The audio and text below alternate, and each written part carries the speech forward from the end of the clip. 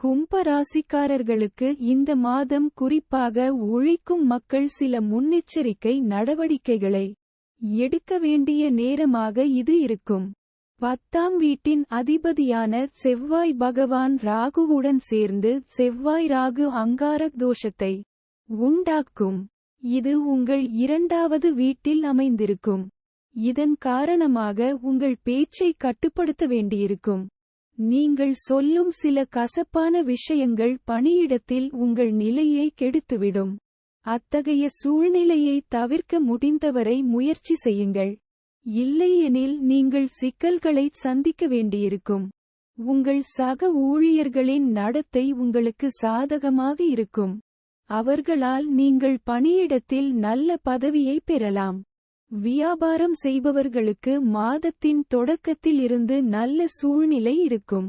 உங்கள் ராசிக்கு அதிபதியான சனி பகவான் தனது சொந்த ராசியில் முதல் வீட்டில் அமர்ந்து 7ஆம் வீடு, 3ஆம் வீடு, 10ஆம் வீடுகளில் முழு பார்வை பெறுவார்.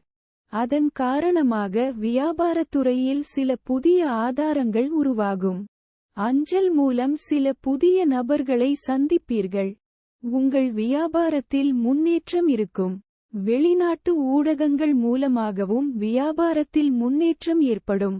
உங்கள் முயற்சி உங்கள் படிப்பிற்கு போதுமான நேரத்தை வழங்குவதாக இருக்கும். ஆனால் உங்களைச் சுற்றியுள்ள சூழ்நிலைகள் உங்கள் கவனத்தை திசை திருப்பும் வகையில் இருக்கும். இதனால் உங்கள் கல்வியில் சில தடைகளை சந்திக்க நேரிடலாம். மாதத் தொடக்கத்தில் 2ஆம் வீட்டில் ராகு, செவ்வாய், புதன் சேர்க்கை இருப்பதால் குடும்ப உறுப்பினர்களுடன் வாக்குவாதங்கள் வரலாம். உங்கள் பேச்சில் கசப்பு இருக்கலாம். இது உங்கள் நட்பை கெடுப்பதில் முக்கிய பங்கு வகிக்கும். எனவே உங்கள் பேச்சை கட்டுப்படுத்துவது மற்றும் யாரிடமும் கசப்பான அல்லது கெட்ட வார்த்தைகளை பேசுவதைத் தவிர்க்கவும். அப்போதுதான் உங்கள் உறவுகளை மேம்படுத்துவதில் நீங்கள் வெற்றி பெற முடியும்.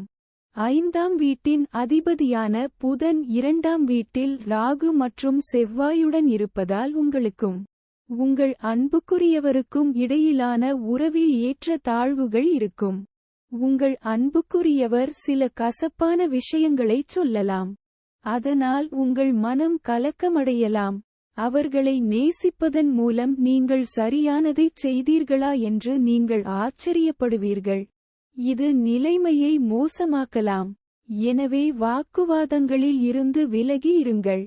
திருமணமானவர்களைப் பற்றி நாம் பேசினால், சனி பகவானின் தாக்கம் மாதம் முழுவதும் 7வது வீட்டில் இருக்கும். இதன் காரணமாக நீங்கள் உங்கள் உறவில் நேர்மையாக இருப்பீர்கள். உங்கள் வாழ்க்கை துணையை கவனித்துக் கொள்ள முயற்சி செய்வீர்கள். 7ஆம் வீட்டின் அதிபதியான சூரிய பகவான் 3ஆம் வீட்டில் உச்சஸ்தானத்தில் இருப்பார். இந்த நிலை கணவன் மனைவிக்கு இடையே கருத்தியல் வேறுபாடுகள் மற்றும் ஈகோ மோதலுக்கு வழிவகுக்கும். சூரிய பகவான் 3ஆம் வீட்டில் உச்ச ராசியில் இருப்பதால் உங்களுக்கு அரசு வழியில் லாபம் கிடைக்கும். உங்கள் தைரியமும் துணிச்சலும் உயர்ந்த நிலையில் இருப்பதால் வியாபாரத்தில் நல்ல ரிஸ்க் எடுத்து நல்ல பண லாபத்தை பெறலாம். உங்கள் 2ஆம் மற்றும் 11ஆம் வீட்டிற்கு அதிபதியான குரு பகவான் உங்கள் 8ஆம் வீடு, 10ஆம் வீடு மற்றும் 12ஆம் வீட்டை முழு பார்வையுடன் பார்ப்பதால் உங்களுக்கு சில நல்ல பலன்கள் கிடைக்கும்.